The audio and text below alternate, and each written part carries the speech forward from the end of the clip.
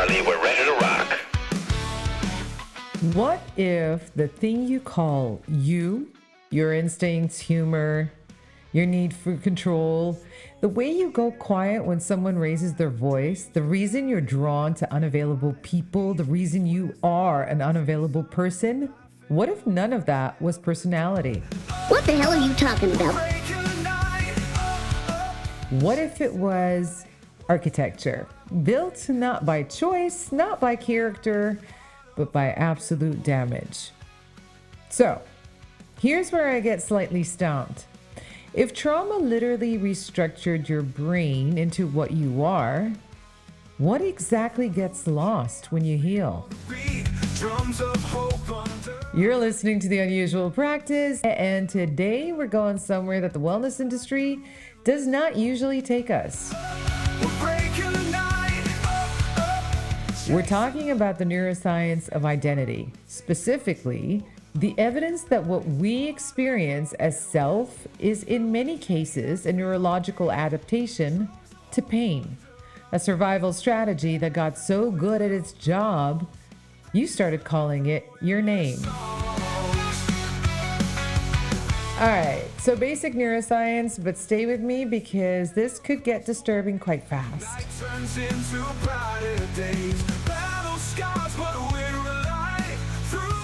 The brain is plastic. Well, you've probably heard that. Neuroplasticity, actually, is one of those words that gets thrown around in podcasts like this one, usually followed by something about morning routines. But what it actually means is this: your brain physically changes in response to experience.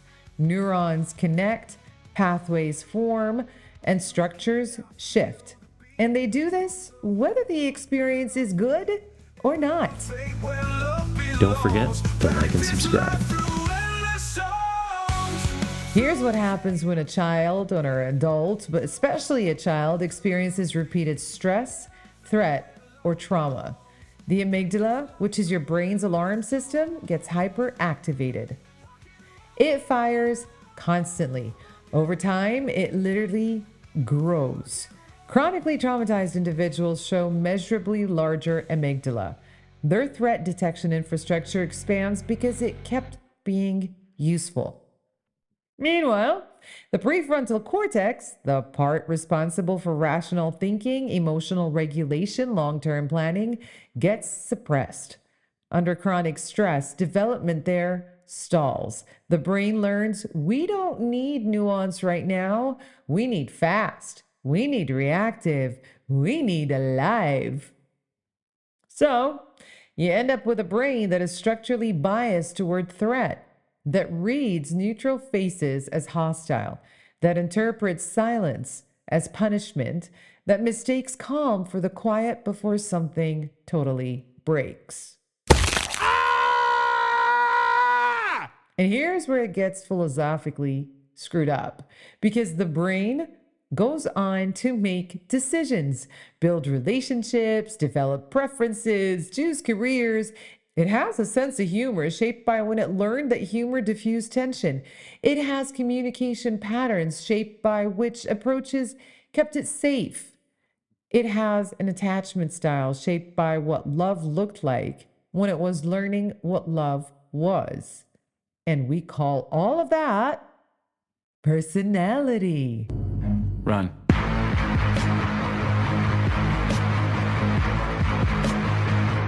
There's a concept in trauma research called post-traumatic adaptation. It's distinct from post-traumatic stress, which is the disorder, the dysfunction.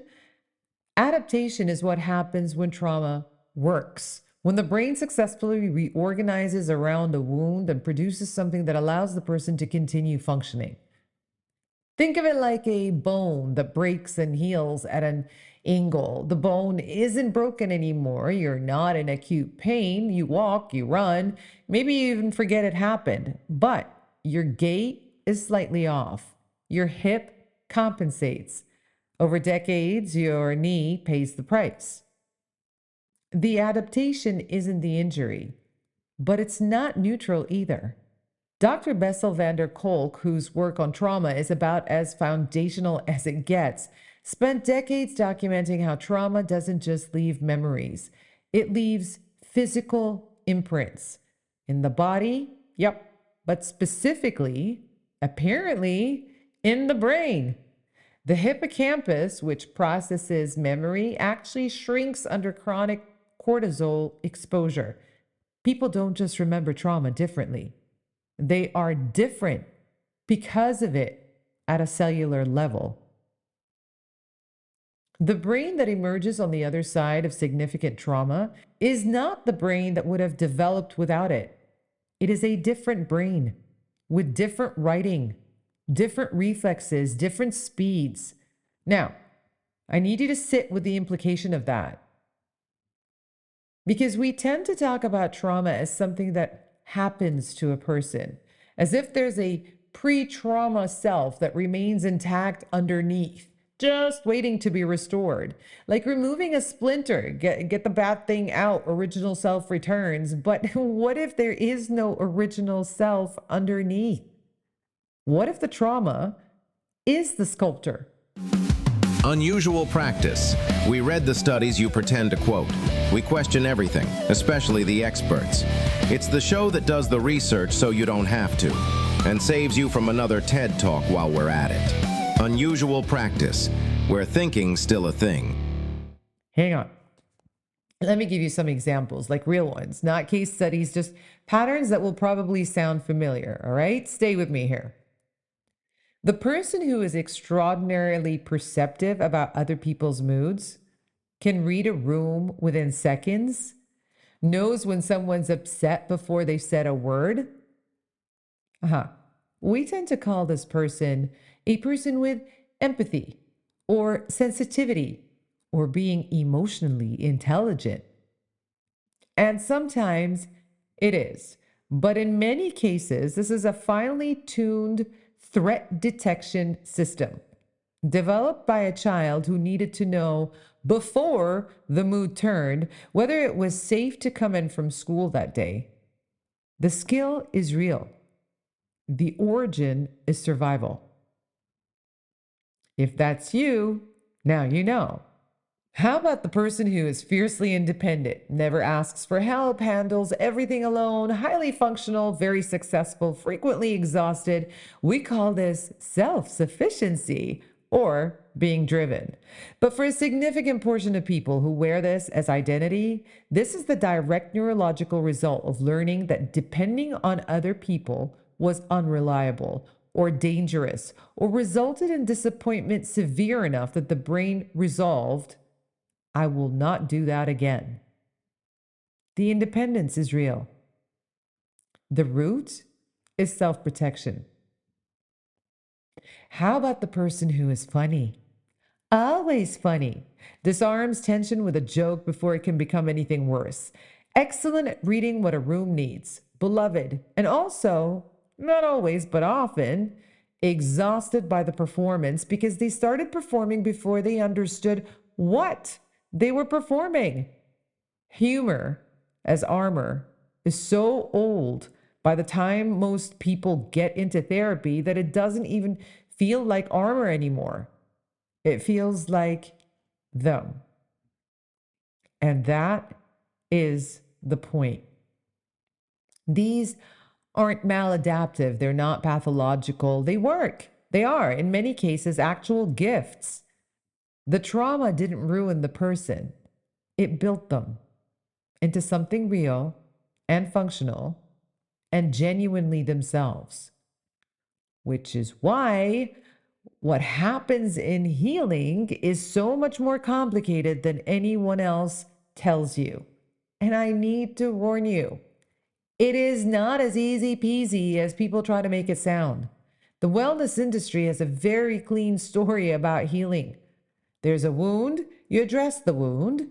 The real you emerges, lighter, freer, more authentic. Healing is addition. You gain and you never lose. Oh, shit. That's not what the neuroscience suggests. If your personality was built by trauma, if your hypervigilance became your intuition, if your self-sufficiency became your drive, if your people reading became your charm, then addressing the trauma at the root means changing the neural architecture that produced those traits.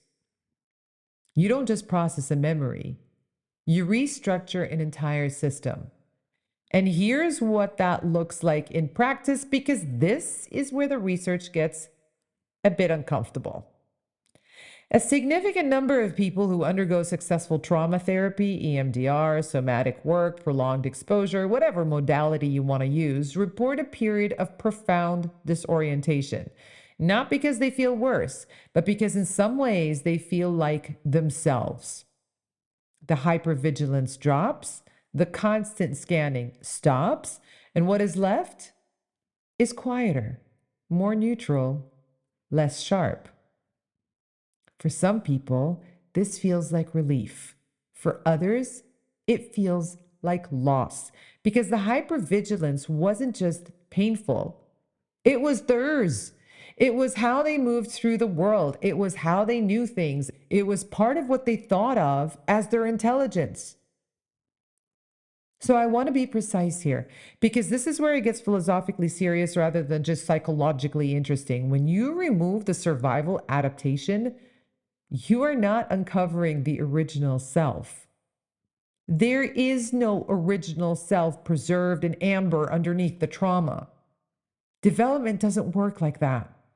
The brain that was shaped by difficult experience would have been shaped differently by a different experience. There's no counterfactual Charlie sitting somewhere waiting to be discovered.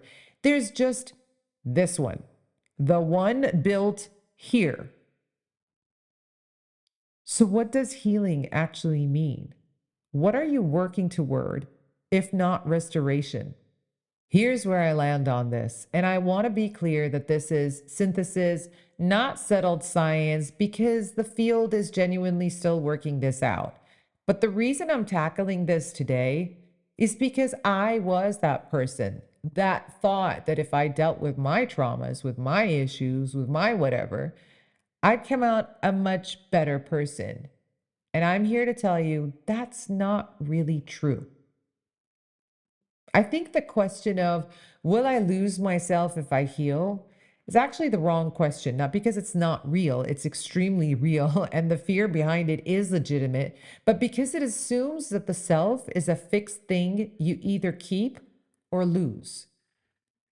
What trauma does and what healing does is not subtract or restore. It revises.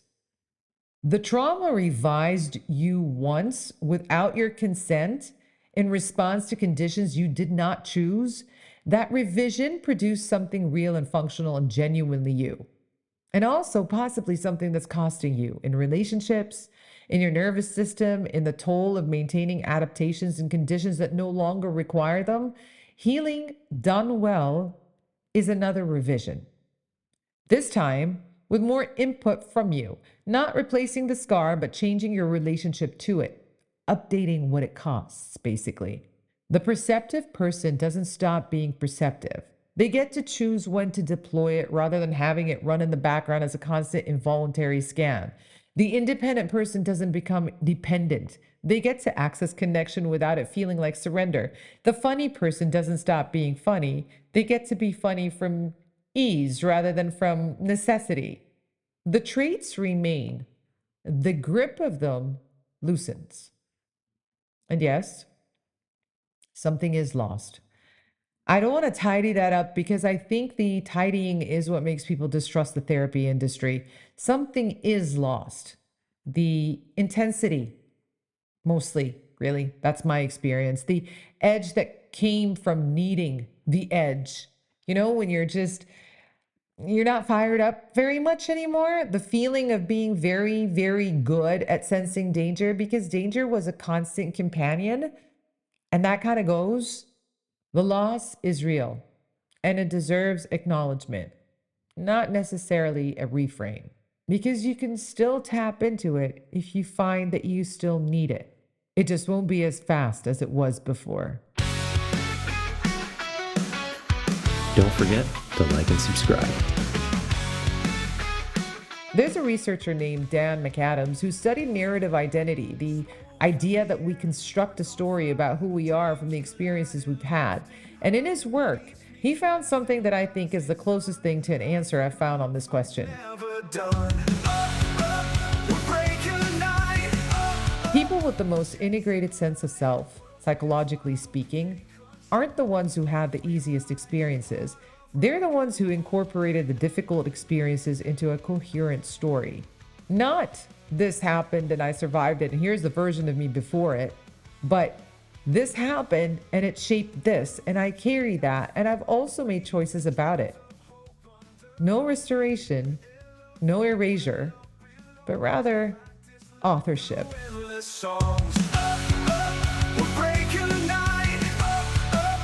Which means the question isn't whether you're going to lose yourself in healing.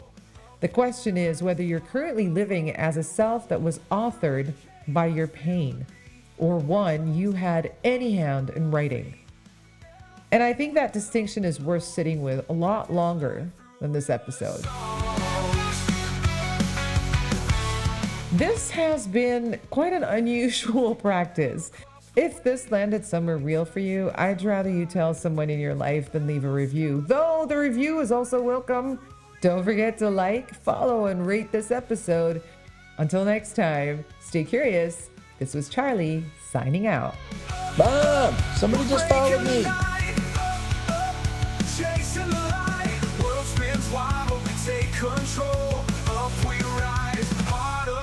And roll.